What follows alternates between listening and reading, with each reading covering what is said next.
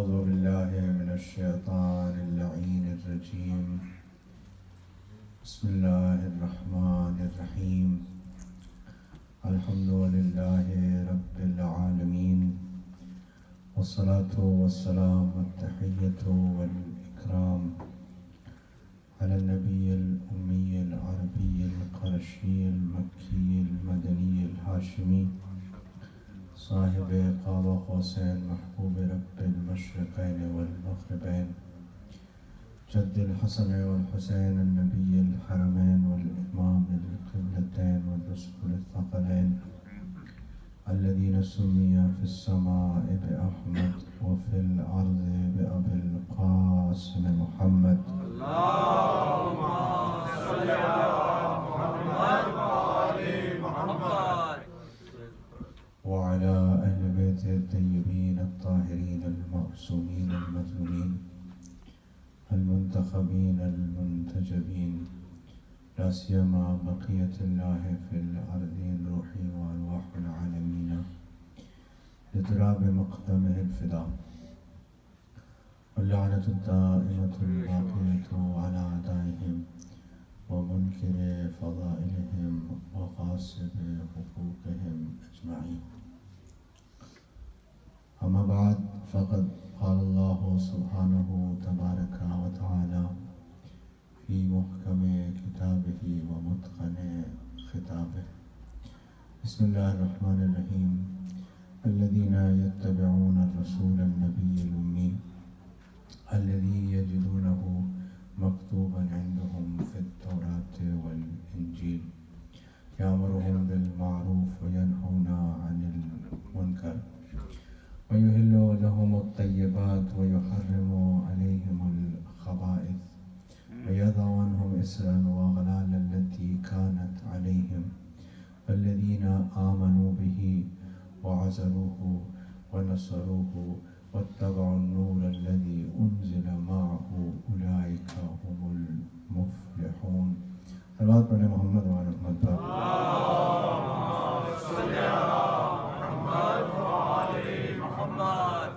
حضرت ابوالفضل عباس علیہ السلام کی خوشنودی کے لیے ایک بار اور صلوات پڑھیں. اللہم صلی علی محمد و آل محمد. اور تاجیل ظہور امام زمانہ کے لیے تیسری بار بلند صلوات پڑھیں. اللہم صلی علی محمد و آل محمد. عاشر محرم 1443 ہجری کی آپ حضرات مرکز اہل بیت برٹن میں 9ویں مجلس سماعت فرما رہے ہیں، اور یہاں پر عنوان اتباع رسول اور ابدی کامیابی قرار دیا.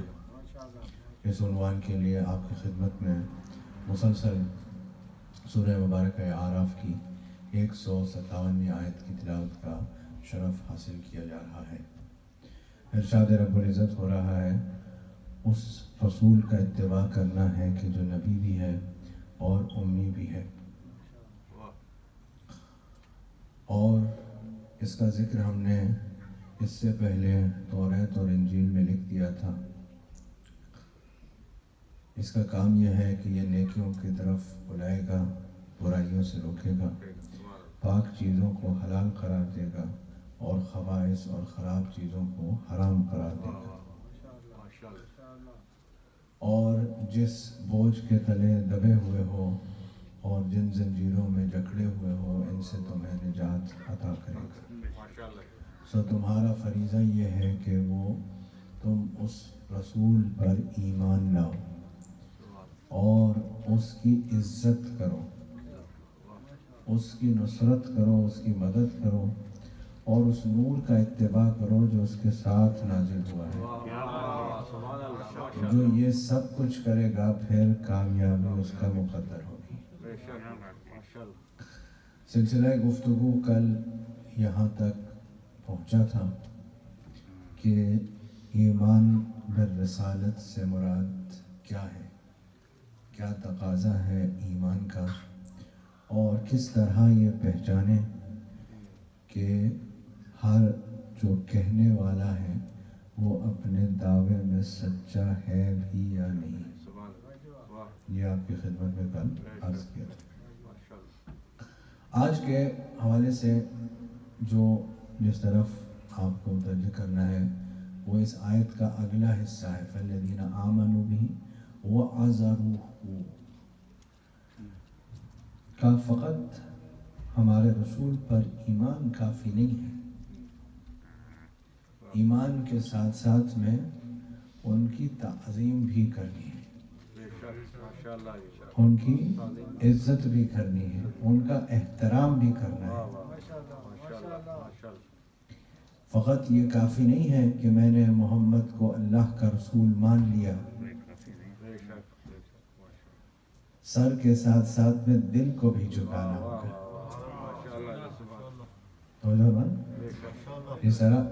یہ تقاضا ہے۔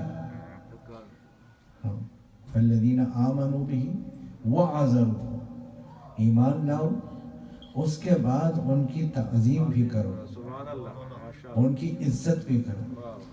اچھا، ہر معاشرے کے اندر مقدمتاً عرض کرو، ہر معاشرے کے اندر تعظیم کرنے کے، عزت کرنے کا ایک تقاضا ہے،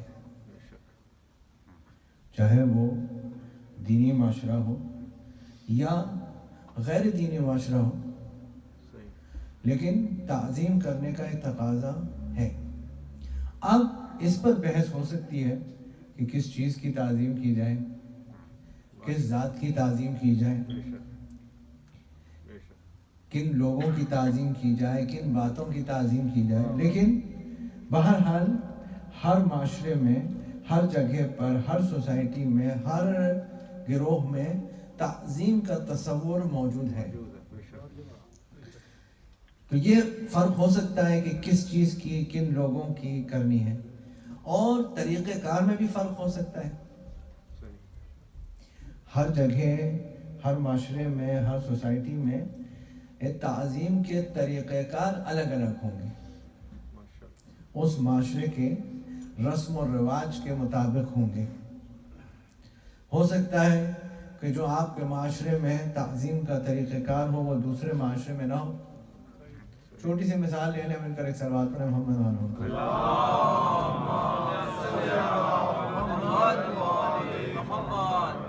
ہمارے معاشرے میں، یعنی اسلامی معاشرے میں، تعظیم کا ایک طریقہ ہے سر کو ڈھانپنا۔ سر کو ڈھانپنا ایک تعظیم کا ایک طریقہ کار ہے۔ نماز پڑھو تو سر کو ڈھانپ لو،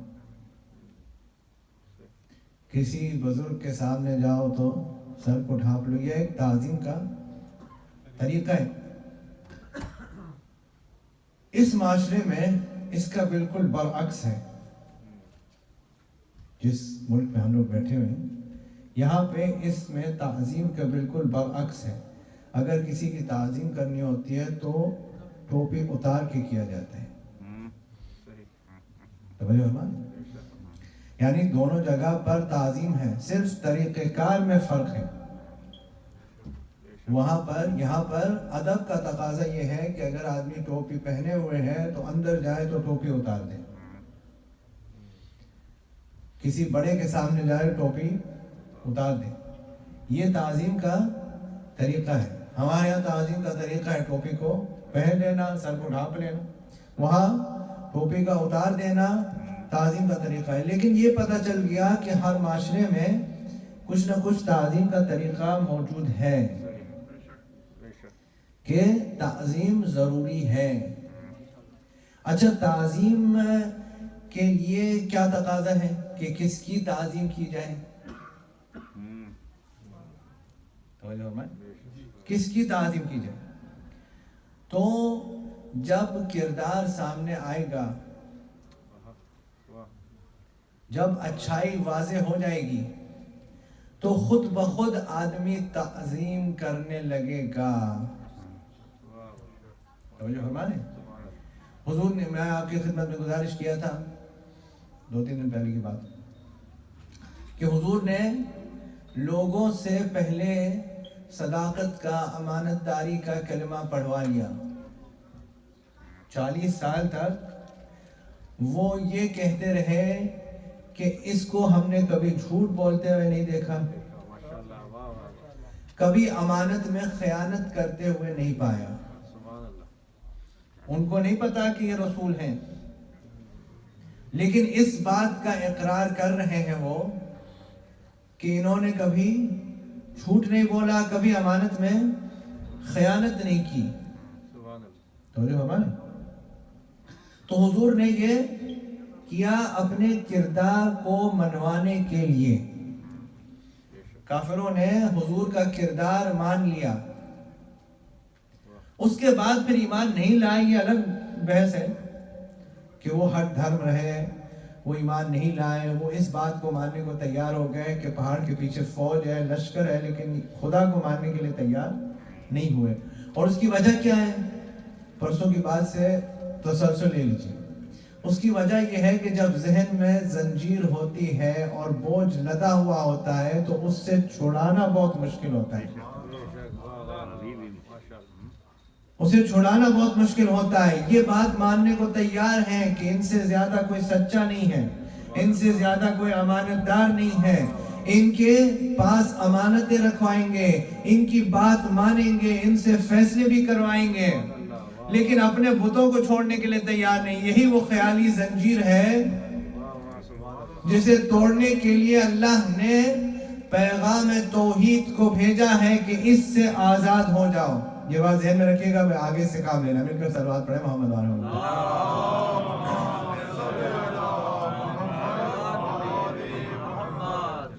تعظیم. جب کردار ہوتا ہے تو انسان خود بخود تعظیم پہ مجبور ہو جاتا ہے. اسے پھر کسی دعوت کی ضرورت نہیں ہوتی کہ اس کی عزت کرو، اس کی تعظیم کرو. لیکن قرآن کی کچھ آیتیں آئی ہیں جو یہ بتا رہی ہیں کہ لوگ ایمان لانے کے بعد بھی تعظیم کو سمجھے نہیں ہیں. میں نے بہت بڑی بات کہہ دی آپ نے سنی.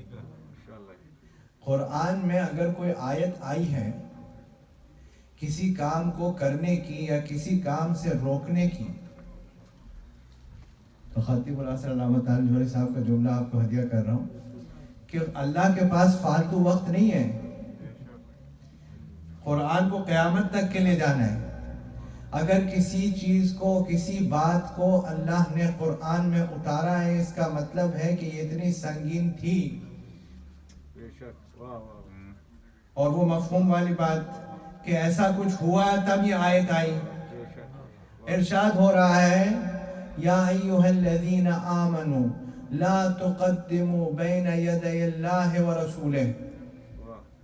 اے صاحبان ایمان، اللہ اور رسول سے آگے نہیں جانا. کوئی گیا ہوگا تبھی تو آیت آئی ہے. اللہ اور رسول سے آگے نہیں جانا. اعمال حق ہو جائیں گے، سب بیکار ہو جائے گا. یہاں تک بھی آیت رک جاتی تب بھی ہم کہتے چلیں ایک دفعہ کوئی غلطی سے چلا گیا ہوگا. اسی کے بعد والی آیت سورہ حجرات یہیں سے شروع ہو رہا ہے. اسی کے بعد والی آیت اپنی آواز کو رسول کی آواز سے بلند نہیں کرنا. کسی نے کی ہوگی تب تو آیت آئی ہے. کسی نے رسول کی آواز پر اپنی آواز کو بلند کیا ہوگا تب تو آیت آئی ہے. کا اعمال ضائع ہو جائیں گے، کوئی فائدہ نہیں ہوگا کسی بھی کام کرنے کا. یعنی اعمال کی قبولیت کے لیے تعظیم پیغمبر شرط ہے. اب کسی کے کتنے بھی اعمال ہوں، اگر رسول کی تعظیم نہیں کی سب بیکار. مل کے صلوات پڑھے محمد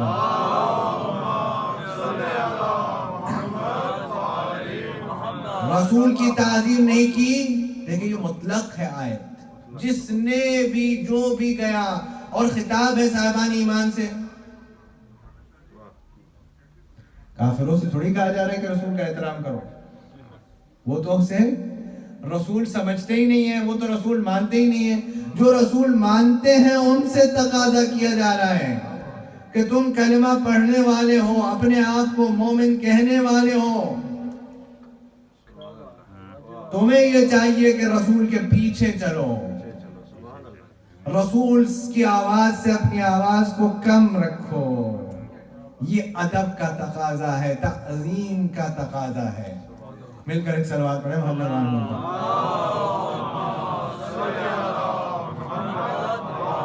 रसूल बुलाए तो आ जाओ, वो तुम्हें हयात देंगे, जिंदगी देंगे। रसूल बुला रहे हैं, आप भाग रहे? किस चीज से भाग रहे हैं? कि मर जाएंगे। अल्लाह कह रहा है रसूल बुला रहे हैं तो आ जाओ, वो तुम्हें जिंदगी देगा। रसूल अगर बुला रहा है तो आ जाओ, वो तुम्हें जिंदगी देगा। रसूल बुला रहा है, आप भाग रहे। एक दफे अल्लाह ने माफ कर दिया, आप फिर भागे। हाँ भाई, ओहद के ऊपर हम लोग ओहद की बात करते हैं, मैं ओहद की बात नहीं कर रहा। ओहद में भागे थे, अल्लाह ने माफ कर दिया, आयत आ गई, अल्लाह ने माफ कर दिया। फिर हुनैन में फिर भागे, जब हुनैन में भागे तब माफ करने की बात नहीं हुई। हाँ तवज्जो रखिएगा, जो ओहद में भागे थे उनको अल्लाह ने माफ कर दिया, लेकिन जो इसके बाद फिर हुनैन में भागे उनकी माफी कोई नहीं है। हाँ क्यों भागे थे? उस दिन तो तुम्हें बड़ा फख्र था, आज हम इतने हैं। अल्लाह ने कहा हमने तुम्हारा सारा गुरूर तकब्बुर तोड़ दिया। तुम जो जीतते हो वो हमारी वजह से जीतते हो, तुम्हारी वजह से नहीं। ये अल्लाह की मदद नुसरत शामिल हाल होती है तब तुम्हें फतह होती है, और अगर ना हो तो चाहे जितने हो फतह नहीं मिल सकती, नहीं मिल सकती। तो एहतराम रसूल है लाजिम, उसके बगैर आमाल ज़ाय हो जाएंगे। आमाल किए हैं, मेहनत से किए, उनको कबूलियत तक पहुंचाना, ज़ाया थोड़ी करना है। तो अल्लाह के रसूल ने आसान हल बता दिया। कल जहाँ पर बात छोड़ी थी, एक टुकड़ा वहीं से बात को मुसलसल कर दें। रसूल ने कहा कौन जाएगा, वो उधर उनके अमर के फजाइल सुनाने लगे। उल्टा ये कि इधर हिम्मत हौसला बढ़ाना चाहिए, उधर वो अमर के फजाइल पढ़ने शुरू। ये कौन सी लॉजिक है?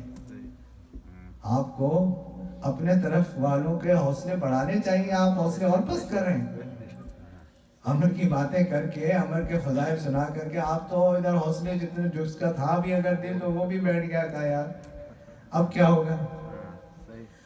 तो जब रसूलुल्लाह ने अली के सर पे दस्तार बांध दी तो आपने क्या फरमाया? एक हिस्से का मसले का हल दिया, दूसरे का हल अली के वापस आने पे देंगे।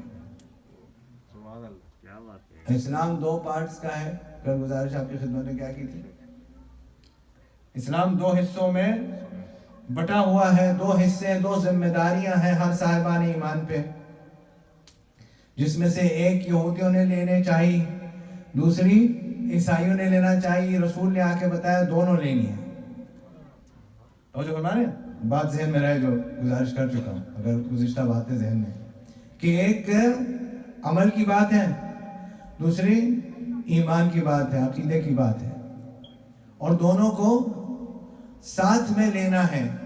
तो अकीदे की बात के लिए हुजूर ने पहला जवाब दिया, बरज़ल ईमान कुल्लुहु इला शिर्क कुल्ले, पूरे के पूरे ईमान को मैंने पूरे शिर्क के मुकाबले पर भेज दिया।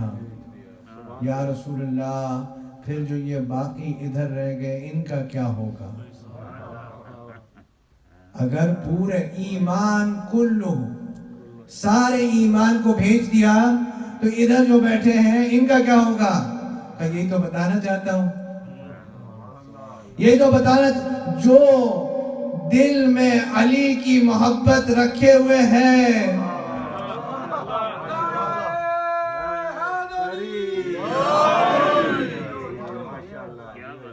जो दिल में रखे हुए हैं वो ईमान का हिस्सा हो गया, क्योंकि ये पूरा का पूरा ईमान है। मैं नहीं कह रहा हूं, रसूलुल्लाह कह रहे हैं कि पूरे के पूरे ईमान को भेज दिया। अब मैदान में आ गए। تو ادھر رسول اللہ نے کہا جو کوئی بھی فتح کی خبر لے کر آئے گا اس کے جنت میں جانے کی ضمانت میں لیتا ہوں۔ اب جنت کس کو نہیں چاہیے؟ جنت کس کو نہیں چاہیے؟ وہ بھی رسول اللہ کے ساتھ۔ تو چلی گئے، پہاڑوں پہ چڑھنا تو پرانی عادت تھی۔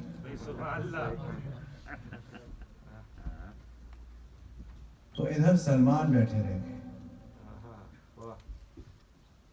تو سلمان نے کہا یا رسول اللہ، ایسا رسول نے کہا سلمان سے کہ کیا جنت کا شوق نہیں؟ کیا جنت کا شوق نہیں ہے؟ تو سلمان نے کہا جنت کا شوق تو ہے۔ کہا پھر یہ سارے تو چلے گئے، آپ نہیں گئے؟ کہا یا رسول اللہ خیال تو آیا تھا، بس یہاں پہ یہ خیال آیا تھا، ہی میں سب کچھ ہے۔ میں نے سوچا، اس کا مطلب ہے باقیوں نے نہیں سوچا۔ بس یہی ساروں میں اور سلمان میں فرق ہے۔ میں نے سوچا، کیا سوچا؟ کہ مالک جنت کو چھوڑ کر کیسی جنت؟ میں جب مالک جنت کے پہلو میں بیٹھا ہوں تو ان کو چھوڑ کر کے کون سی جنت؟ اتنے میں مولا اور عمر کی ملاقات، بات چیت ہو رہی ہے۔ عمر نے کہا تم چلے جاؤ، میرے تمہارے باپ ابو طالب سے دوستی تھی۔ علی نے کہا ایمان اور کفر کی کبھی دوستی نہیں ہوتی۔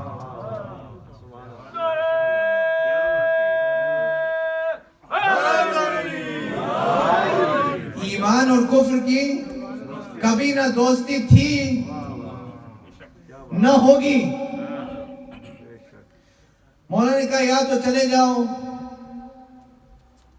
یا اسلام قبول کر لو یا پہلا وار کرو۔ علی کا یہ طریقہ تھا، یا اسلام قبول کر لو یا میدان سے چلے جاؤ یا پہلا وار کرو۔ یہ تین آپشن ہمیشہ مولا میدان میں دیتے تھے۔ سمجھو نا؟ اس نے کہا اسلام تو قبول نہیں کروں گا، اور مرد کا بچہ ہوں، میدان بھی نہیں چھوڑوں گا۔ آپ نے ایسے ہی سن لیا، میدان تو نہیں چھوڑوں گا، پہلا وار کیا۔ ادھر جو ہے وہ سب اونچائی پر چڑھے ہوئے ہیں، کوئی پہاڑ پہ، کوئی درخت پہ، کوئی یہاں۔ سب کو پتا ہے کہ علی جب فتح حاصل کریں گے، اچھا یہ بھی یقین ہے کہ علی فتح حاصل کریں گے۔ رسول اللہ نے یہ کہا ہے جب فتح ہو، یہ نہیں کہا اگر، اگر نہیں کہا ہے، جب فتح ہو۔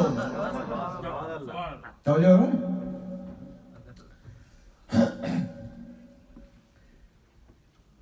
تو ادھر سب انتظار میں ہے کہ ادھر صدائے تکبیر آئے، ادھر ہم جنت لے لیں۔ ادھر سلمان آرام سے اندر بیٹھے۔ اب یہاں پہ لوگ عام طور پہ یہ کہتے ہیں، دیکھیں یہاں پر بات کیا ہوئی تھی، ایمان اور احترام رسالت کی۔ مسلمان تو بتا دیا کہ بھی میرا احترام رسالت اتنا ہے کہ میں رسول سے جدا ہونا گوارا نہیں کیا جنت کے چکر میں۔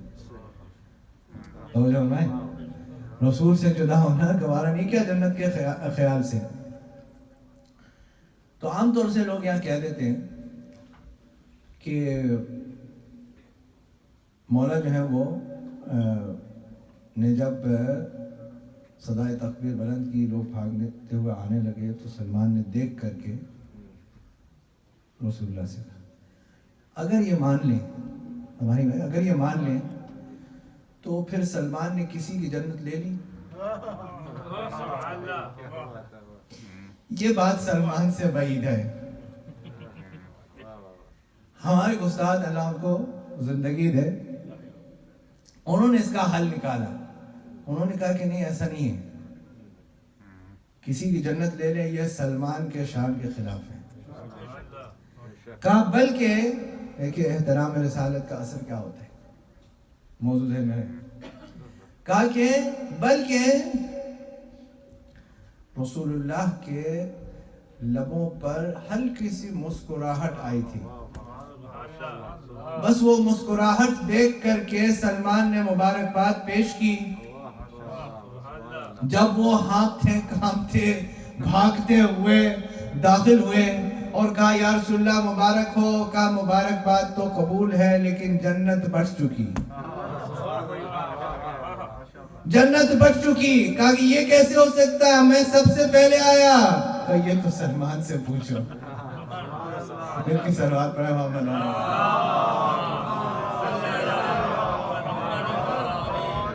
اب احترام رسالت کے بعد جلدی سے باتیں عرض کروں تاکہ وقت کے اندر بات تمام ہو جائے۔ احترام رسالت کے بعد تقاضا ہوا نصرت رسالت کا، وَعَذَرُوهُ وَنَصَرُوهُ، ان کی مدد کرنا ہے، رسالت کی احترام بھی کرنا ہے، مدد بھی کرنا ہے۔ تو مدد کیسے ہوتی ہے، رسالت کی مدد کیسے ہوتی ہے؟ تو آپ متوجہ ہو جائیں، ایک شعر سن لیں۔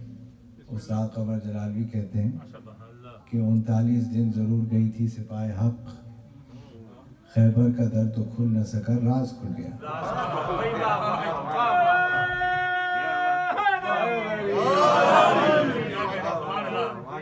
راز کھل گیا۔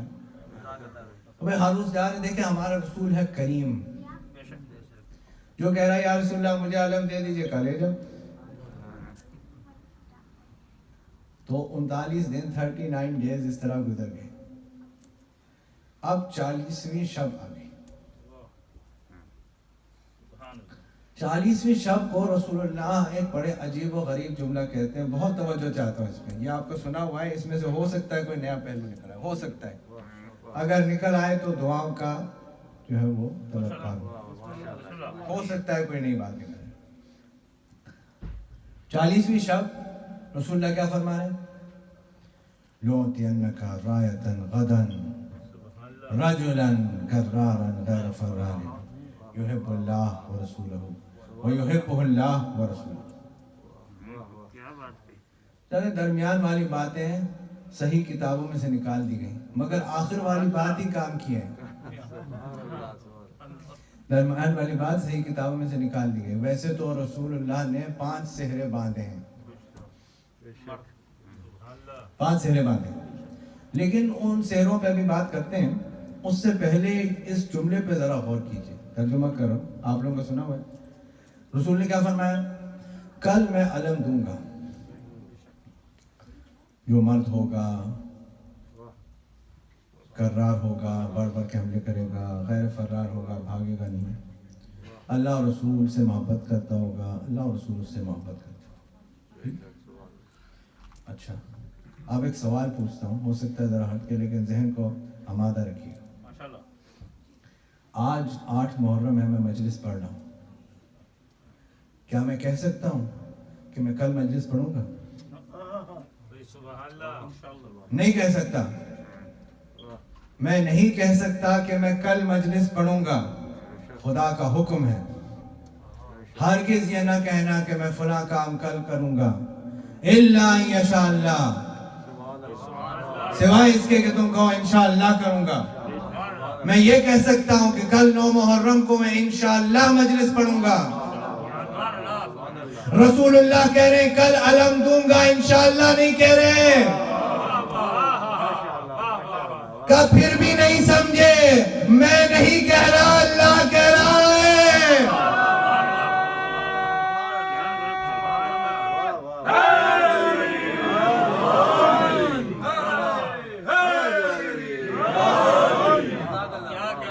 میں نہیں کہہ رہا، اگر میں کہہ رہا ہوتا تو میں کہتا انشاءاللہ علم دوں گا۔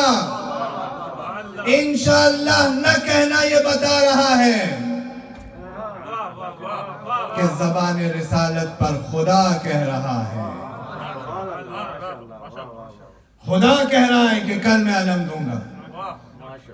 اچھا، سب کو اس بات کی خوشی ہے کہ علی تو ہو ہی نہیں سکتے،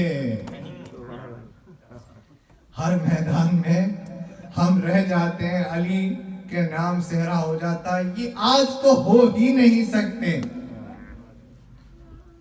جو بھی روایت دیکھنا ہو کہ آیا وہ ہے ہی نہیں وہاں، تو زیادہ مشہور اور زیادہ معتبر ہے کہ علی وہاں موجود ہی نہیں. اور دوسری روایت ہے کہ ہیں لیکن آنکھوں میں تکلیف ہے، تو جنگ کرنے کی حالت میں نہیں ہے. وہ خوش ہیں سارے کہ علی تو ہو ہی نہیں سکتے. اور ساری رات ایک حضرت فرمانے، ہم نے ساری رات جاگ کر کے گزاری. یعنی مجلسی زبان میں کہوں کہ علم کے لیے صحابہ کرام نے شب بیداری کی.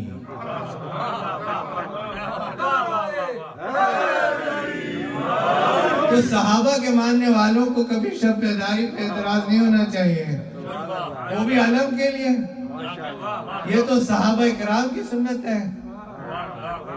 خود فرما رہے ہیں کہ ہم نے ساری رات جاگ کر کے گزاری اس شوق میں کہ کل ہمیں علم مل جائے. آپ ابھی تک اس میں پھنسے ہوئے ہیں کہ کس کے دوپٹے سے بنایا تھا. جس سے بھی بنایا تھا دیا کس کو تھا، جس سے بھی بنایا تھا اس کی کیا اہمیت ہے کہ کس سے بنایا تھا، دیا کس کو تھا. اور سہرے بتا دیے کہ وہ پہلا سہرا کیا ہے، مرد ہوگا، کرار ہوگا، غیر فرار ہوگا، بھاگے گا نہیں، اللہ اور رسول سے محبت کرتا ہوگا اور اللہ اور رسول اس سے محبت کرتے ہوں گے. یعنی آج کے دن یہ آیت کا بھی حل ملنے والا ہے. کون سی آیت؟ قُلْ إِن كُنْتُمْ تُحِبُّونَ اللَّهَ فَاتَّبِعُونِي يُحْبِبْكُمُ اللَّهُ وَيَغْفِرْ لَكُمْ ذُنُوبَكُمْ إِنَّ اللَّهَ غَفُورٌ رَحِيمٌ.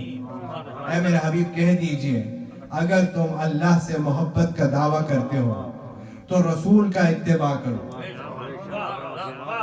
دیکھیے میں اپنے موضوع پر ہوں، رسول کا اتباع کرو.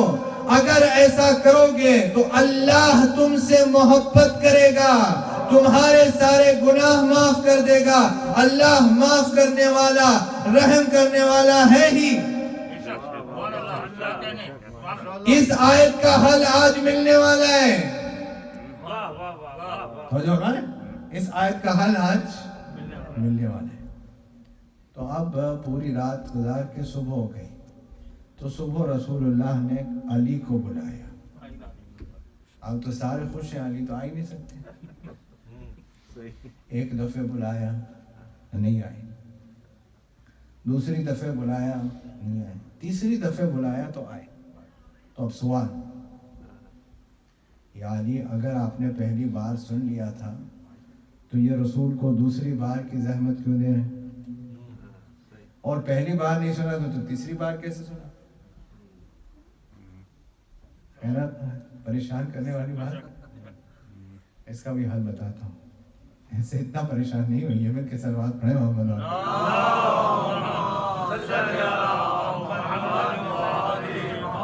یا علی آپ نے پہلی بار سن لیا تھا تو پہلی بار آنا چاہیے تھا.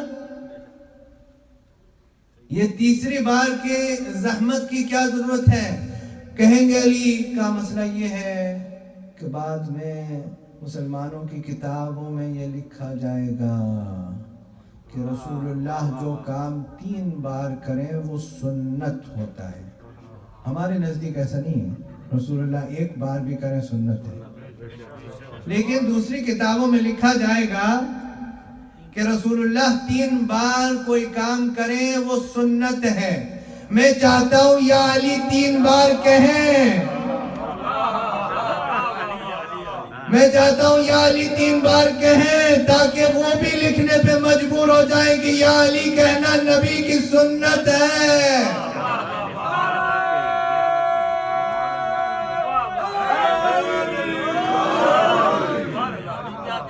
مل کر ایک صلوات پڑھنے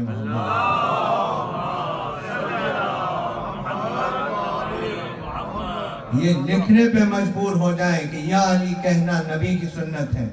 اب علی میدان میں آئے، ساری باتیں چھوڑ دے رہا ہوں، علی میدان میں آ گئے. ادھر خیبر کی دیوار پہ ایک نجومی بیٹھا ہوا ہے. اس نے یہ دیکھا کہ جیسے ہی علی آئے پتھر پہ علم گاڑا، پتھر پہ علم گاڑا. اور ربائی تو آپ سب کو یاد ہے نا، پتھر پہ علم گاڑا. تو وہ آسمان کو دیکھے جا رہے ہیں. تو اس نے یہ کہا کہ وہ ستارہ جو 70,000 سال میں ایک مرتبہ نظر آتا ہے وہ نظر آ گیا. جیسے ہی اس جوان نے پتھر پہ علم گاڑا وہ نظر آ گیا. تو اب یہ تو سب لکھتے آ رہے ہیں، یہ وہ بدر بھی اتفاق سے ہو گیا، احد بھی اتفاق سے ہو گیا، بس جو سارے اتفاق علی کے ساتھ ہی ہوتے ہیں، سارے اتفاق علی کے ساتھ ہی. مولا نے کہا ٹھیک ہے پھر یہ بھی لکھنا پڑے گا. تو مولا نے اکھاڑ دیا اور پھر گاڑا. جو پھر گاڑا تو وہ 70,000 سال میں ایک مرتبہ نظر آنے والا ستارہ پھر نظر آیا. مولا نے پھر نکال کر پھر گاڑا. جب تیسری بار نظر آیا تو نجومی کہنے لگا خیبر والو آج تم بچو گے نہیں. نجومی کہنے لگا خیبر والو آج تم بچو گے نہیں. وہ نجومی خیبر والوں نے مٹھایا تھا، علی نے تھوڑی مٹھایا تھا. لطف تو اسی میں ہے، علی رسول نے تھوڑی مٹھایا تھا اس نجومی کو. مل کے صلوات پڑھے.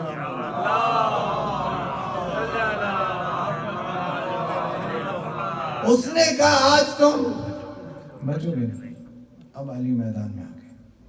دیکھیں یہاں پر فضائل میں یہ درس کی بات ہے، اس وقت خوب توجہ سے آپ کو بات سنیں. یہ باتیں تو سنی ہوئی ہیں لیکن یہ بیچ میں جو بات ہے.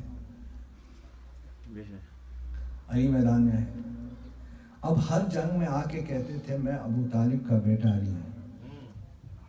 لیکن اس میں بھی درس ہے، اس میں بھی درس ہے. اگر کسی کو کوئی بات اپنی اچھی نہیں لگتی، کسی کو اگر اپنی کوئی بات اچھی نہیں لگتی تو وہ چاہتا ہے کہ اس کا ذکر نہ ہو. وہ یہ اگر کوئی چھیڑ دے تو بات تبدیل کر دیتا ہے کہ نہیں ایسا؟ اگر علی کو فخر نہیں ہے اس بات پہ کہ میں ابو طالب کا بیٹا ہوں، ہر جنگ میں آ کے کیوں کہہ رہے ہیں میں ابو طالب کا بیٹا علی ہوں؟ امام سجاد کا جملہ یاد ہے نا آپ کو؟ آپ نے فرمایا تیرے باپ کا حق یہ ہے کہ اگر تمہارے اندر کوئی اچھی صفت نظر آئے تو وہ تمہارے باپ کی وجہ سے ہے.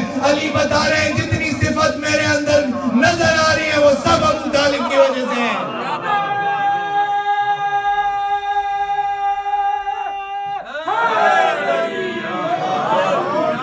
وہ سب کے سب ابو طالب کی وجہ سے ہیں. یہ علی کے بھی باپ ہیں.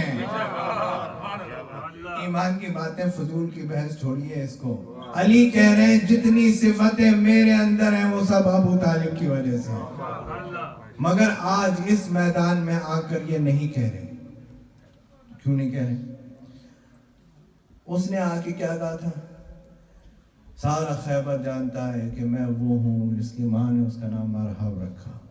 مولا نے اس کے ساتھ قافیہ ملا دیا. اس نے کہا کہ میری ماں نے میرا نام مرحب رکھا. سارا خیبر جانتا ہے 39 دن سے وہ آ رہا ہے، ادھر سے آ کر وہ چیختا ہے، ادھر سے بھاگ جاتے ہیں. اس کا آنا صرف اتنا کہنا کافی ہوتا تھا کہ ادھر سے نکل لیتے تھے. مولا نے قافیہ ملا دیا اس کے ساتھ. کیا فرمایا؟ انا الذی سمتنی امی حیدرہ، میں وہ ہوں جس کی ماں نے اس کا نام حیدر رکھا ہے. یہ کیوں فرمایا؟ اچھا وہ جس کے لیے کہا ہے وہ تو سمجھ گیا، وہ جانے لگا. جیسے ہی مولا نے کہا کہ میں وہ ہوں جس کی ماں نے اس کا نام حیدر رکھا ہے، نصرت رسالت، وہ جانے لگا. وہ میدان چھوڑ کے جانے لگا.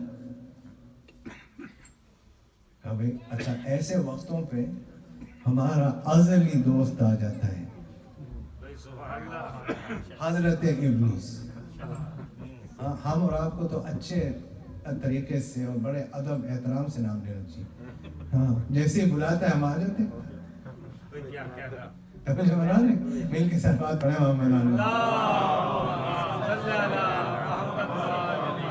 آگے ہو کہ کیا ہو گیا, پاگل ہو گیا, میدان چھوڑ کے جا رہے ہو. تو کہنے لگا بات ہی ایسی ہے, بات ہی ایسی ہے, اس بات کا یا مجھے معلوم ہے یا میری ماں کو معلوم ہے, کسی تیسرے کو یہ بات معلوم ہی نہیں ہے. بہت توجہ رکھیے گا, کسی تیسرے کو اس بات کا معلوم ہی نہیں. کیا بات ہے؟ کہ بچپن میں خواب دیکھا تھا. کیا دیکھا خواب میں؟ کہ شیر نے جو ہے وہ سینہ چیر کے رکھ دیا. ماں جو ہے وہ خواب کی تعبیر بتاتی تھی. ماں سے پوچھا کہ خواب کا کیا مطلب ہے؟ کہا ہر ایک سے لڑنا, بس اگر حیدر نامی کوئی آ جائے تو اس سے جنگ نہیں کرنا. تم پہلوان بنو گے, لڑو گے, لیکن حیدر نامی سے نہیں لڑنا. عزیزو اگر علی اس میدان میں آ کے یہ کہہ دیتے کہ میں ابو طالب کا بیٹا علی ہوں تو دھوکہ ہو جاتا.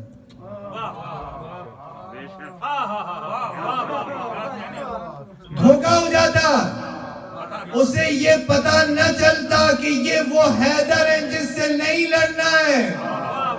علی وہ ہے جو دشمن کو بھی دھوکہ دینا گوارا نہیں کرتا.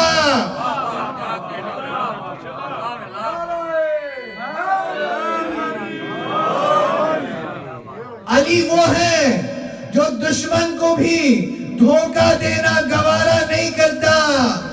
علی والے رشتہ داروں کو, دوستوں کو, گھر والوں کو دھوکہ نہ دے. علی تو دشمن کو بھی دھوکہ دینا گوارا نہیں کرتا. کم سے کم علی والے دوستوں, رشتہ داروں, گھر والوں کو دھوکہ نہ دے. مل کے صلوات پڑھیں محمد وعلیہ.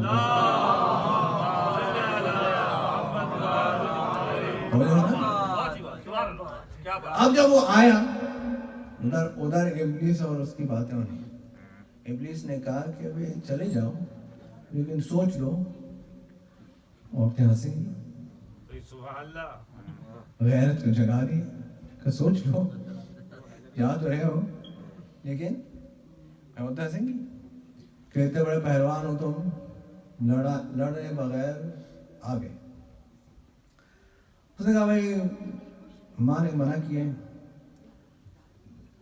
تو ادھر سے حضرت ابلیس نے فرمایا کیا ضروری ہے وہی حیدر ہو؟ کیا ضروری ہے وہی حیدر ہو, کوئی اور ہو؟ ضروری ہے کیا یہ وہی حیدر ہو, کوئی اور ہو؟ پھر جو ہوا وہ تو آپ کو پتا ہے, وقت بھی میرا تمام ہوگا. آخری بات سماعت فرمائیں. مرحب مارا گیا, اس کے بعد اس کا بھائی انتر بھی قتل ہو گیا, پھر حارث بھی قتل ہو گیا. تو اگر مرحب کی ماں کو کوئی لقب دیں گے, بہت توجہ رکھیے گا, مرحب کی ماں کو کوئی لقب دیں گے تو کیا کہیں گے؟ ام المشرقین. مرحب کی ماں کو کوئی 3 سے زیادہ تو ام المشرقین کہیں گے. تو ام المشرقین تو یہ کہیں اپنے بیٹوں سے,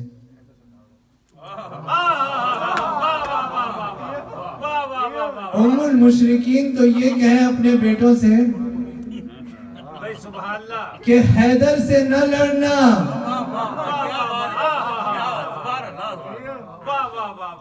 ام المشرقین ہے بیٹوں سے کہیں حیدر سے نہیں لڑنا. اور ام المومنین نے کیا کیا؟ مل کے سلوات پڑھنے والا.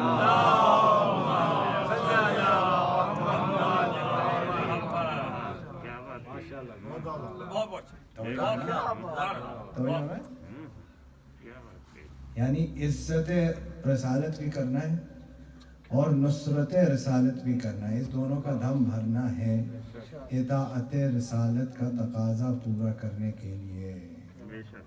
ایمان بھی لانا ہے, عزت بھی کرنی ہے, مدد بھی رسول اللہ کی کرنی ہے. عزیزو, اگر تاریخ میں دیکھا جائے تو رسول اللہ کی مدد کرنے والے بس ابو طالب یا آل ابو طالب نظر آتے ہیں. بس ابو طالب یا آل ابو طالب نظر آتے ہیں. رسول کی عزت نصرت کام آنے والے لوگوں میں بس آل ابو طالب نظر آتے ہیں. اور اس کے لیے, اس عظیم نصرت اور مدد کے لیے کتنے دن پہلے سے تیاری ہے, کتنے دن پہلے سے تیاری ہے. آمادہ ہو جائیں, رونے کی شب ہے, گریے کی شب ہے, دل کھول کر کے گریہ کرنا ہے.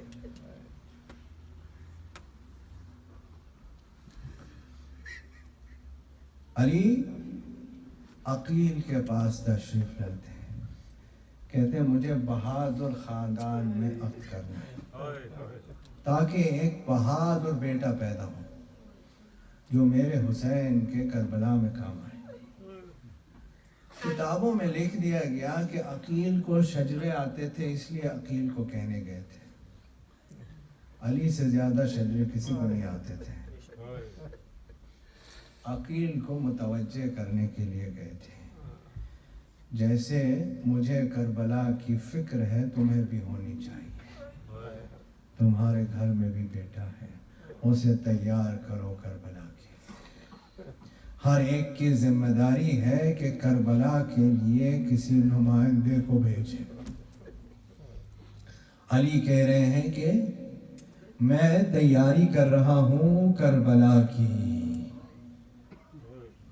تاکہ میرا نمائندہ ہو کربلا میں. حسین تو رسول کے نمائندے ہیں, حسین تو رسالت کے نمائندے ہیں, علی کا نمائندہ ہو کربلا میں. فاطمہ کلابیہ سے عقد ہو گیا, 4 بیٹے پیدا ہوئے, ام البنین ہو گئی. جس روز حضرت عباس دنیا میں تشریف لائے تو زینب کبریٰ جلدی سے آ کے کان میں کچھ کہتی ہیں. علی کہتے ہیں زینب جلدی کس بات کی ہے, جلدی کس بات کی ہے, عجلت کس چیز کی ہے؟ یہ بھائی تمہارا تمہاری گود میں پلے گا. کا بابا پیغام اماں کا ہے. آخری وقت میں ماں نے بلا کے کہا تھا کہ تمہارا ایک بھائی عباس ہوگا, اسے میرا سلام پہنچانا. وہ بطن ام البنین سے ہوگا مگر بیٹا میرا ہوگا. اجرکم اللہ, اللہ آپ کو کسی غم میں نہ رلائے سوائے غم حسین. وہ بیٹا ام البنین کے بطن سے ہوگا مگر ہوگا میرا. اجرکم اللہ. عباس کے بس ایک تو جملے سماعت فرمائیں, کربلا میں آ جائے. کربلا میں جو دہشت ہے وجود ہے حضرت عباس سے. دہشت ہے, نام عباس کافی ہے. دشمنوں کے بے چینی کے لیے نام عباس کافی ہے. تو کچھ تو ہوا ہوگا نا جس کی وجہ سے اتنی دہشت ہے. روز صفین علی نقاب لگا کر کے عباس کو میدان میں بھیجتے ہیں. نقاب ڈال کر عباس میدان میں آتے ہیں. اب فوج شام بڑی پریشان ہے. یہ لڑتا علی کے انداز میں ہے, جنگ علی کے انداز میں کرتا ہے, 2 ٹکڑے بھی ویسے ہی علی کی طرح کرتا ہے. مگر نہ قد علی کا ہے نہ قامت علی کی ہے. یہ تو بہت چھوٹا سا بچہ نظر آ رہا ہے, بہت چھوٹا سا بچہ نظر آ رہا ہے. یہ دہشت ہے فوج شام میں کہ یہ ہے کون. اتنے میں خیمے سے علی برآمد ہوتے ہیں. اب تو یقین ہو گیا کہ علی نہیں ہو سکتے. تو اب یہ پوچھتے ہیں کہ یہ کون ہے. وہاں نقاب الٹ کر کے علی کہتے ہیں یہ قمر بنی ہاشم ہے. یہ قمر بنی ہاشم ہے. یہ کس میں قمر بنی ہاشم ہے؟ یہ اس میں قمر بنی ہاشم ہے کہ جہاں حضور کو کہا جا رہا ہے کأنہ البدر فی لیلۃ تمامہ و کمالہ. رسول اللہ ویسے ہیں جیسے 14ویں کا چاند ہوتا ہے. علی کے لیے کہا جا رہا ہے والشمس وضحاها والقمر اذا تلاها. قرآن کہہ رہا ہے وہ چاند ہے، قسم ہے اس چاند کی کہ جو سورج کا جانشین بنتا ہے. ان کے درمیان قمر بنی ہاشم ہے عباس. ان کے درمیان قمر بنی ہاشم ہے عباس. اور مقصد وجود عباس کربلا ہے.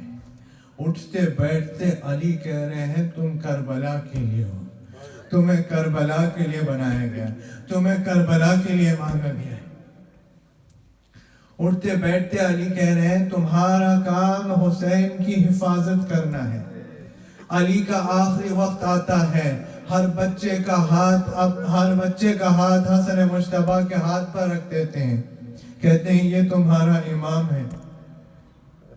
علی پر غشت آ رہی ہے، ادھر سے رونے کی آواز آتی ہے. علی کہتے ہیں ابھی میں زندہ ہوں، کون رو رہا ہے؟ کہا ماں ام البنین رو رہی ہیں. ماں ام البنین رو رہی ہیں. کہا کیوں رو رہی ہیں؟ کہا کہ ہر ایک کا ہاتھ حسن مجتبیٰ کے ہاتھ پہ رکھا، میرے عباس کا ہاتھ نہیں رکھا. حسین نے کہا، علی نے کہا حسین کو بلاؤ. علی نے کہا حسین کو بلاؤ. سب کا ہاتھ حسن مجتبیٰ کے ہاتھ پہ رکھا تھا. اب عباس کا ہاتھ حسین کے ہاتھ پہ رکھ دیتے نہیں. کہا حسین کو بلاؤ. حسین کا ہاتھ عباس کے ہاتھ پہ رکھ دیا.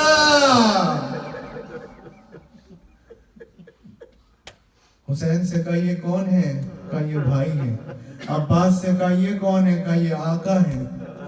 کہا بس اب حسین کی حفاظت کی ذمہ داری تمہاری ہے. اجرکم من اللہ، اجرکم من اللہ. اللہ آپ کو کسی غم میں نہ رلائے سوائے غم حسین کے. اور عباس کو مقصد وجود عباس کربلا.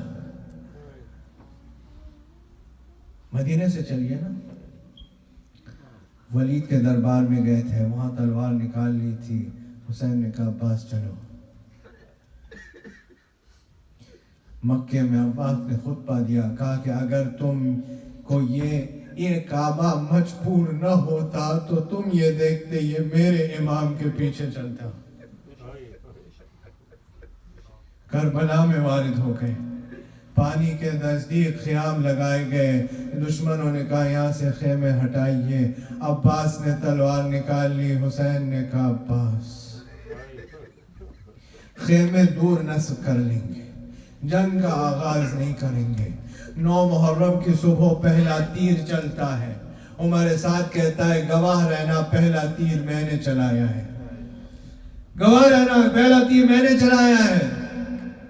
حسین کسی کو بھی بھیجتے تھے، عباس کو بھیجا. کہا جاؤ. کتنا مشکل ہے یہ عباس. کہا جاؤ ایک رات کی مہلت طلب کر کے آؤ. یہ مہلت لینے نہیں دینے گئے تھے حسین، لیکن عباس کے ہاتھوں عباس سے کہا، یہ بتایا اطاعت امام کیسے ہوتی ہے، اتباع رسول کا تقاضا کیا ہے. ہاں عزیزو، شب عاشور یہ بات ہو رہی ہے کہ علم کس کو دیا جائے. میر انیس کے زبانی سنیے. بس جس کو تم کہو اسے دے فوج کا علم، بس جس کو تم کہو اسے دے فوج کا علم. کی عرض جو صلاح شہ آسماں حشم، فرمایا جب سے اٹھ گئیں زہرائے با کرم، اس دن سے تم کو ماں کی جگہ جانتے ہیں ہم. مالک ہو تم بزرگ کوئی ہو کہ خرد ہو, جس کو کہو اسی کو یہ عہدہ سپرد ہو. جس کو کہو اسی کو یہ عہدہ سپرد ہو. بولی بہن کہ آپ بھی تو لیں کسی کا نام. ہے کس طرف توجہ سردار خاص و عام, گر مجھ سے پوچھئے ہے شہ آسماں مقام. قرآن کے بعد ہے تو علی ہی کا ہے کلام. شوکت میں قد میں شان میں ہم سر کوئی نہیں. شوکت میں قد میں شان میں ہم سر کوئی نہیں. عباس نامدار سے بہتر کوئی نہیں. عباس نامدار سے بہتر کوئی نہیں. اب یہ بند سماعت فرمائیے جس میں میر انیس 22 صفات حضرت عباس کی ایک بند میں فرما رہے ہیں. عاشق, غلام, خادم دیرینہ جانثار, فرزند, بھائی, زینت پہلو, وفا شعار, جرار, یادگار پدر, فخر روزگار, راحت رسا, مطیع, نمودار و نامدار, صفدر ہے, شیر دل ہے, بہادر ہے, نیک ہے, بے مثل سینکڑوں میں ہزاروں میں ایک ہے. بے مثل سینکڑوں میں ہزاروں میں ایک ہے. شب عاشور عباس کو علم سپرد ہو گیا. علم سپرد ہو گیا. صبح لڑائی کا آغاز ہوا.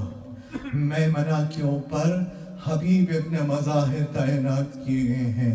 میسرہ کے اوپر زہیر ابن قین تعینات کیے گئے ہیں. علم فوج حسینی حضرت ابو الفضل العباس کے ہاتھ میں ہے. پہلا حملہ ہو گیا. اصحاب شہید ہو گئے. عباس نے کہا مولا مجھے اذن جہاد دیا جائے. مجھے اذن جہاد دیا جائے. حسین نے کہا عباس تمہیں کیسے اذن جہاد دے دیا جائے؟ تمہیں کیسے میں اجازت دے دوں؟ تم تو میرے لشکر کے علمدار ہو. عزیزو اصحاب شہید ہوتے رہے. عباس اذن جہاد طلب کرتے رہے. سب اصحاب شہید ہو گئے. اب خاندان امام شہید ہونے کے لیے چلا. اب پھر عباس جو ہے وہ اذن جہاد لینے آئے. پھر امام کا وہی جواب ہے عباس تمہیں کیسے اذن دے دیا جائے, تم میرے لشکر کے علمدار ہو. عزیزو بس ایک مرتبہ مقاتل کے جملے ہیں. ایک مرتبہ جب عباس پھر آئے اور کہا کہ مولا اذن جہاد دیجئے, مولا نے پھر یہی جملہ دہرایا کہ عباس لشکر کے علمدار ہو. فنظر یمینا و شمالا. عباس کبھی داہنے دیکھتے تھے کبھی بائیں دیکھتے تھے. کہتے تھے مولا وہ لشکر کہاں رہا جس کا میں علمدار ہوں. وہ لشکر کہاں رہا جس کا میں علمدار ہوں. پھر بھی عباس کو استجابت نہیں مل رہا. اب عباس بچوں کے خیمے میں آتے ہیں, سکینہ کا مشکیزہ لیتے ہیں, سکینہ کے ساتھ آتے ہیں. میر انیس کے زبانی سنیے. ناگاہ آ کے بالی سکینہ نے یہ کہا کیسا ہے یہ ہجوم, کدھر ہے میرا چچا, عہدہ علم کا ان کو مبارک کرے خدا. لوگوں مجھے بلائیں تو لینے دو ایک ذرا, شوکت خدا بڑھائے میرے امو جان کی. میں بھی تو دیکھوں شان علی کے نشان کی. عباس مسکرا کے پکارے کہ آؤ آؤ امو نثار پیاس سے کیا حال ہے بتاؤ. بولی لپٹ کے وہ کہ میری مشک لیتے جاؤ. اب تو علم ملا تمہیں پانی مجھے پلاؤ. تحفہ کوئی نہ دیجئے نہ انعام دیجئے, قربان جاؤ پانی کا ایک جام دیجئے. قربان جاؤ پانی کا ایک جام دیجئے. عزیزو سکینہ کو لے کر حضرت ابو الفضل عباس امام کی خدمت میں خاموشی سے آ کر کھڑے ہو گئے.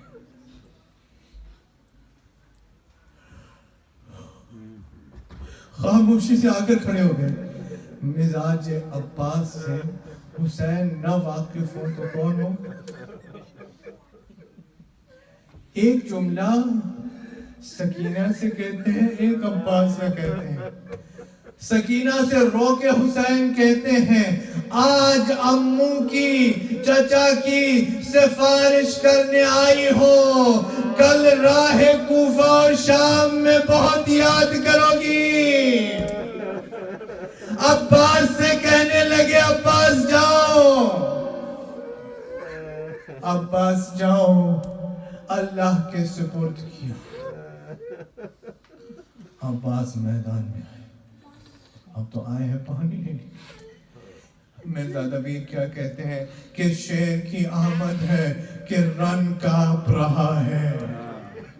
رستم کا جگر زیر کفن کانپ رہا ہے. ہر قصر سلاطین زمن کانپ رہا ہے.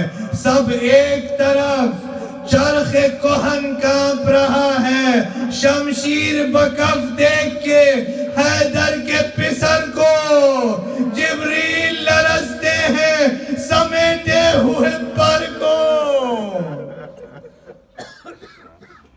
عزیزو، امام صادق علیہ السلام کی حدیث ہے امام حضرت عباس کے بارے میں، کانا امی عباس کامل الایمان ونافذ البصیرہ.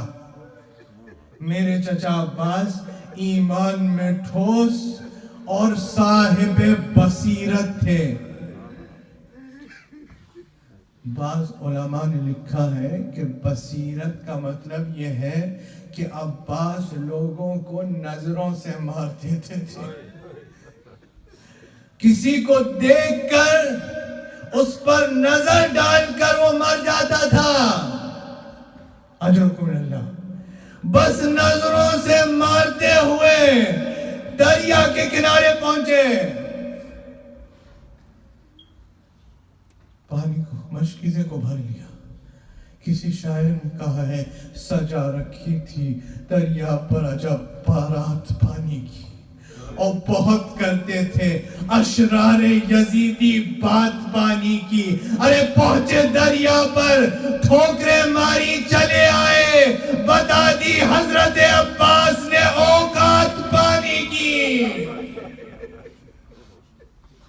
مشکیزہ بھر لی. اب پلٹے. ادھر عمر سعد کا حکم آیا. کہا کچھ بھی ہو جائے پانی خیام حسینی میں نہیں پہنچنا چاہیے. لشکر والے کہتے ہیں تم کیا سمجھتے ہو؟ تم کیا سمجھتے ہو یہ نظروں سے لوگوں کو مار دیتا ہے؟ ہمارے ساتھ کہتا ہے میں کچھ نہیں جانتا، بس اتنا جانتا ہوں کہ تمہارا کام یہ ہے کہ خیام حسینی تک پانی نہیں پہنچنا چاہیے. اب عزیزو، سامنے سے کوئی آئے گا، نظروں سے مارا جائے گا. اب بزدلوں کے طریقے کو اپنایا گیا. پیچھے سے آ کر ایک شقی نے وار کیا، داہنا ہاتھ قلم ہو گیا. سکینہ بچوں کو لے کر خیام کے باہر کھڑی ہیں. سب کے ہاتھ میں ننھے ننھے سے کوزے ہیں. کہا میرا چچا عباس آ رہا ہے، پانی لے کر کے آ رہا ہے. بس بچوں تھوڑی سی دیر اور پیاس کی شدت برداشت کرنی ہے. میرا چچا عباس پانی لے کر کے آ رہا ہے. جب داہنا ہاتھ قلم ہوا تو علم لرزا. بچے پریشان ہوئے. عباس نے بائیں ہاتھ میں علم اور مشق سکینہ لے لیا. علم دوبارہ سیدھا ہوا. بچے راحت پا گئے. اجرکم اللہ. ادھر سے شقی بڑا پیچھے سے آ کر بائیں ہاتھ پہ قلم کر دیا. اب پھر علم لرزا، پھر بچوں کی پریشانی. اب عباس نے دانتوں میں مشق سکینہ اور علم کو لے لیا. دوبارہ علم سیدھا ہو گیا. پھر بچے راحت پا گئے. اب عباس کے دل و دماغ میں بس یہ خیال ہے کہ کسی طرح پانی پہنچ جائے. ادھر عمر سعد کا حکم ہے کسی بھی صورت پانی نہیں پہنچنا چاہیے. دور سے ایک ظالم تیر کا نشانہ، تیر آ کر مشک میں پیوست ہوتا ہے، سارا پانی زمین کربلا پہ گر جاتا ہے۔ بس عزیزوں، لگتا ہے مشک کے اندر ہی دل عباس تھا۔ اجرکم اللہ۔ بس عزیزوں، مولانا سبت حسن صاحب قبلہ اس خطابت کے بانی فرماتے تھے کہ جب کوئی گرتا ہے ہاتھوں کا سہارا لیتا ہے، اب الفضل العباس منہ کے بل زمین کربلا پر آئے، ادھر آواز دی مولا میری مدد کو آئیے، ادھر حسین نے کمر پکڑ لی، الان انکسر ظہری وقلت حیلتی۔ عباس، اس صدا نے میری کمر کو شکستہ کر دیا، میرا سہارا ٹوٹ گیا۔ ناگاہ فغاں زیر علم یہ ہوئی پیدا، سیدانیہ دو مادر عباس کو پرسا، تعظیم کو سب اٹھے کہ ہے نالائے زہرا۔ زینب نے کہا اماں وطن میں ہے وہ دکھیا، آئی یہ ندا، پاس ہوں میں تو دور کہاں ہوں، عباس میرا بیٹا ہے، عباس کی ماں ہوں۔ حسین عباس کے سرہانے پہنچے، کہا عباس کوئی آخری خواہش ہے؟ رو کے عباس کہنے لگے مولا دو آخری خواہش ہیں، میرا لاشا خیموں میں نہ لے جائیے، میں سکینہ کے سامنے شرمندہ ہوں، میں نے وعدہ کیا تھا کہ پانی لے کر آؤں گا، وعدہ پورا نہ ہو سکا۔ کہا مولا دوسری خواہش یہ ہے کہ دنیا میں آیا تھا تو آپ کی زیارت کی تھی، اب دنیا سے جا رہا ہوں، آپ کی زیارت کر کے جانا چاہتا ہوں۔ ایک آنکھ میں خون بھرا ہوا ہے، دوسری آنکھ میں تیر ہے، ارے میرے مولا زحمت نہ دیتا لیکن ہاتھ نہیں ہے۔ اجرکم اللہ، اللہ آپ کو کسی غم میں نہ رلائے سوائے غم حسین کے۔ بس عزیزوں بات تمام کر دیتا، ایک جملہ اور سنیے۔ حسین نے کہا عباس میری بھی ایک خواہش ہے، لاش عباس، جسد عباس زمین کربلا پہ تڑپ گیا۔ مولا اس حال میں غلام کیا کر سکتا ہے؟ حسین نے کہا ساری زندگی آقا اور مولا کہہ کے پکارا، ذرا ایک بار بھائی کہہ کے پکارو۔ بس عزیزوں ایک جملہ مذاہب کا سنیے، گریہ کریں گے، مجلس تمام ہے۔ ایک مرتبہ ابو الفضل عباس کی قبر میں پانی آ گیا، آیت اللہ بحر العلوم کا زمانہ ہے، وہ مہندس کو انجینئر کو لے کر تہ میں اترے جہاں قبر مطہر ہے۔ وہ مہندس دیکھ کے پریشان ہو گیا، کہا آیت اللہ بحر العلوم سے ہم نے تو سنا ہے ممبروں سے کہ ابو الفضل عباس بڑے طویل قامت تھے، یہ تو بہت چھوٹی سی قبر ہے، کیا غلط سنا ہے؟ بحر العلوم نے سر پیٹ لیا، کہا ہائے کاش تم نے یہ بات نہ پوچھی ہوتی۔ 13 محرم کو جب میرا مولا کربلا میں وارد ہوا، ادھر سے لاش عباس اٹھاتا تھا، ادھر گرتا تھا، ادھر سے یا حسین